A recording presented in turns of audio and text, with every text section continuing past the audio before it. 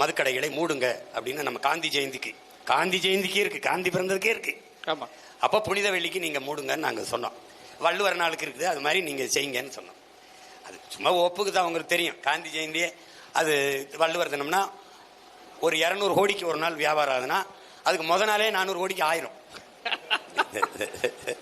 சிரிக்காதீங்க, சிரிச்சீங்கன்னா நான் அதை போய் தர மாதிரி ஆயிரும். இல்ல இல்ல, முத நாளே வாங்கி தேக்கிடுவான். நம்ம ஆளுக்கு ரொம்ப தெளிவா இருக்காங்க. ஆமா, நீங்க திறக்கிறதுனா முன் வெளியே வைக்கிறது, இப்படி மூடுறதுன்னா அந்த பக்கம், அப்படி அந்த பக்கம் வைக்கிறது.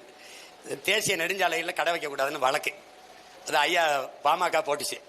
நாங்களும் அதில் கூடுதலாக துணையில் போய் சேர்ந்து துணை வழக்கா போட்டு அழுத்தம் கொடுத்து அதை தீர்ப்பை கொண்டு வரோம். அந்த தீர்ப்பு தேசிய நெடுஞ்சாலையில் இருக்கிற கடைகளை மூடணும்னு வந்துருச்சு.